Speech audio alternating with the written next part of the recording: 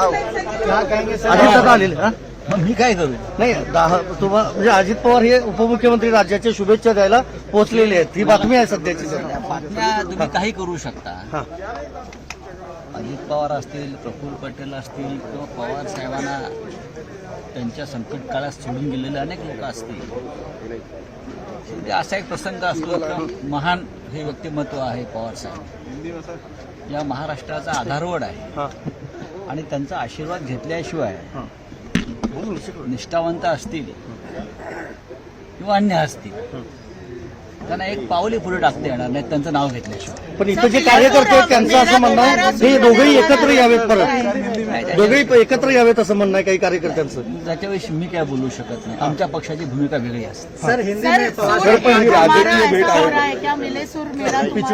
मत असं आहे की पवार साहेब हे स्वतंत्र राजकारण करणारे व्यक्तिमत्व आहे, पण महाराष्ट्र आणि देशाच्या संदर्भात म्हणा तर पवार साहेबांनी नेहमी देशाला आणि महाराष्ट्राला मार्गदर्शन केलेलं आहे. आता जे त्यांचे लोक त्यांना सोडून गेले त्यांच्यावरती अत्यंत वाईट शब्दात टीका टिप्पणी केली, ते शुभेच्छा द्यायला आले असतील तर शुभेच्छा घेतील ते. राजकीय दृष्टीने पाहावं असं तुम्हाला वाटतंय का? सर हिंदी में सर राऊत साहेब हे दुसरा संजय राऊत हे शरद